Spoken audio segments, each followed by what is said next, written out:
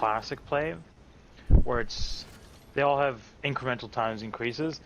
So bullet chess is more like a fun format where it's a minute. So Like it's that's just what you really have per fast. turn, or that's like... No, that's the time you have overall. Oh, so like every time like your turn ends? No, Or, like, that's the total time of the game? of your moves. So it's 2 minutes kind of total. But after a certain amount of moves, you get an additional time increase. So if you run out of time, so it's basically instinctive chess, where it helps build like instinctive patterns. Yeah. Then there's blitz, which is 3 minutes. So you have a maximum total of 3 minutes for all of your moves. So in the moment your opponent moves, your timer clock starts, and then you have to make a move, and it passes to your opponent. Okay. And then there's rapid, which is basically like the format everyone wants to play. But rapid, I think that's rapid is the... Rapid is, No, yes. actually technically, so rapid is like a 10-minute play. You have 10 minutes on your clock to make all your moves. Yeah. But classic is a 30-minute. It follows many of the same rule sets as rapid, but it's a 30-minute clock, depending on what levels. Because like the more higher advanced tournaments, the time just sort of increases. So like at the international and higher, I believe in worlds, you get 45 minutes to your clock. Yeah. And then after a certain set of moves, so after you've done your 50th move, you get an increase in time. So you get a little, I think it's like 5 minutes to your time, or 10, whatever. Okay. So at the international stage, you see games that go on way longer. Yeah. There are also games that go on for days. Wait, what do you mean? Wait, chess can go on for days? Yes, there's another format where you're only allowed to make one move a day. So this is designed for like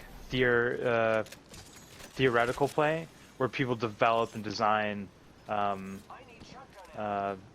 of play in chess. It's more analytical, but what ended up happening, one of the popular things, is when they came out with the first supercomputer, the world champion at the time he fought the supercomputer that was created to play chess. I believe he beat it in an overall, because he lost a few and they drew a few, and then he beat it in the overall standing in their tournament play. But Yeah. so there's days play. There's also way back there was the world champion versus the world. So they put it out. So they made the game public, and he would make one move a day, and the opponents would have to come up with a plan on that same day, or was it the next day? They had to, within that 24-hour period from him making his move, they had to develop a plan, and everyone would submit like the moves they wanted, and they'd come up with these huge drafts and stuff about the analytics of the game. So they would make a move, and then he would make a move, and so it was one guy facing the entirety of the world collective. It was funny because he had the different international bodies all sort of saying which was the best move and all their data behind it and all that stuff, or counter arguments about why this particular move is stronger than others. And this is way before we came out with like computers and stuff. So as it stands right now, like there are several different types of computers that are designed for chess that can rate your moves depending on its engine. Yeah. Based on its design, so it'll tell you whether or not you're getting an advantage by playing a certain move, or it'll look several steps, like moves ahead, based on calculations of how it analyzes the board. And this was before that time, and this was the entire world doing what a supercomputer does to beat the world champion. But the world champion ended up winning anyways.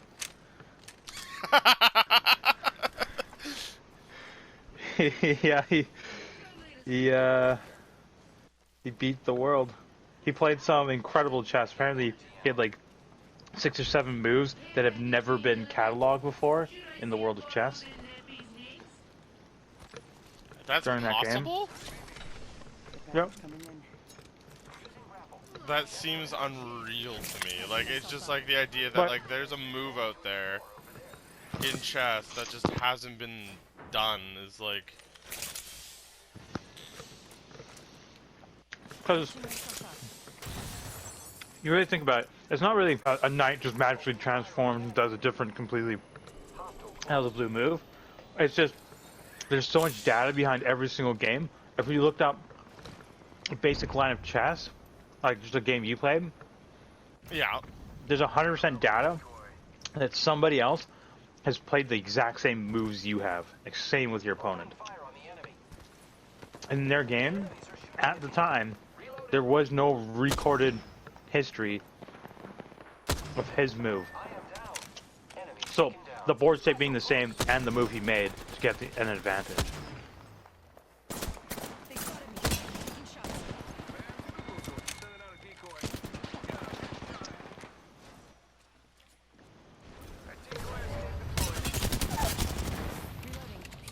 Kind of cool though. Guy was a smart dude. Well, smart at chess. Probably smart at other stuff, but he was a prodigy. Crazy now, because like, there's a lot of prodigies coming up in chess, and they're teenagers and kids. They make grandmaster status. Yeah. I mean, what was it? Every candidate master right now, the ones competing to play against the world champion, Yeah. or at least for a title. Yeah. I think 90% of them were all prodigies as children. Like, there's one guy who's 18 years old or 19. All these guys are like at the age of 12, or at least before they hit adulthood, hit Grandmaster. I think there's one guy in there right now who, yeah, Geary, like, pretty young, isn't he? I would have no idea. He's a Dutch player. Oh, he's our age, 26. Who was it? There's another dude in here who's really young. Thank you. Was it the Chinese player? Incredible thing is, all these guys are pretty, like, mid-20s. Yeah. It's just like, 'cause how long has chess? Chess has been around for a hot minute, hasn't it? Like, it's been Hot minute, yeah.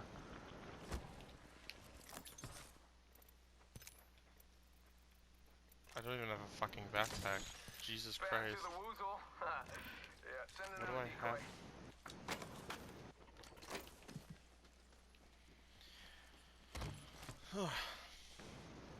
Fucking...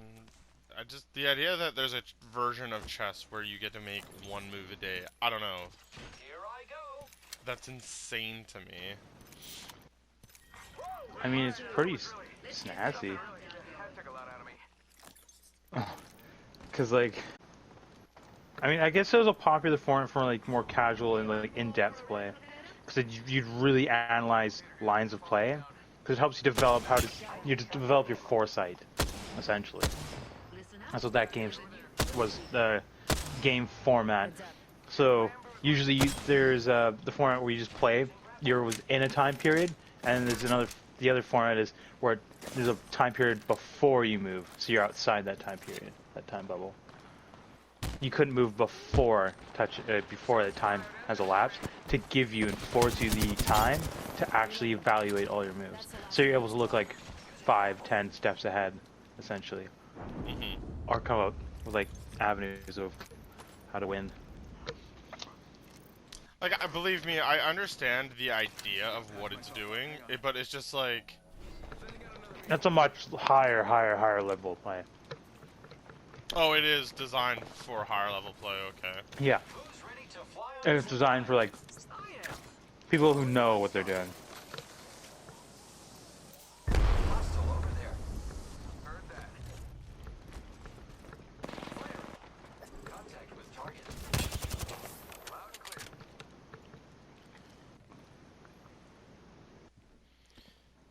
Fucking just imagine like analyzing like the whole like 9 yards. Jesus Christ! This guy got a 95.9% accuracy. Hold on.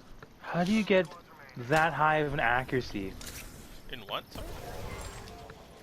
In chess, so there's an engine built into the chess website I've used to play, Yeah. and the engine bases your accuracy, like your moves. That you can analyze your entire game, and it'll give you an accuracy point to how in line you were to the best moves calculated by the machine.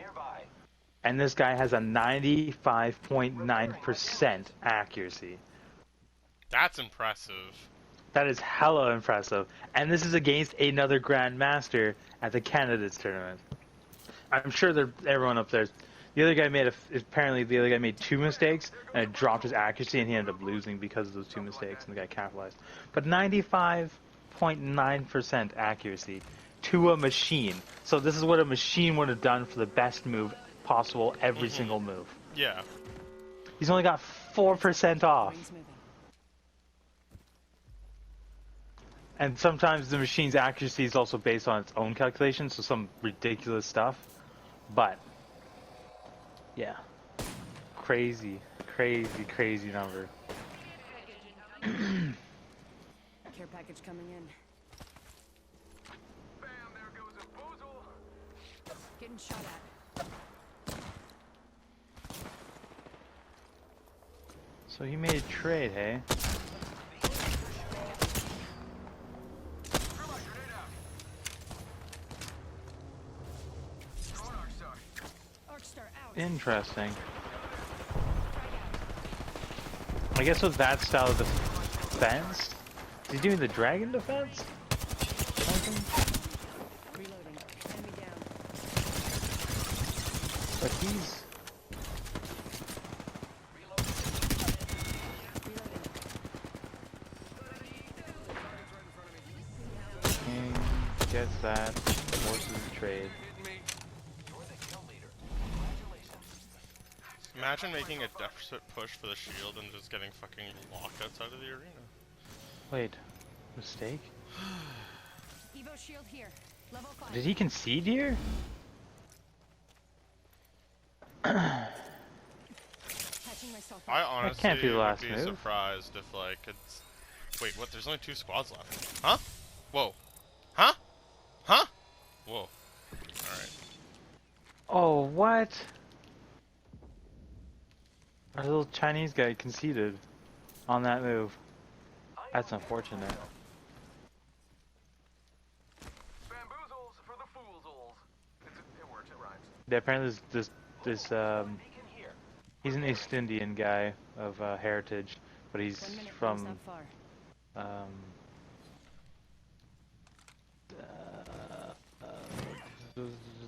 he's Dutch, Netherlands. He's from the Netherlands, Mhm. but apparently he's really good and he's been Rings not too far. kicking all 45 the left. butts.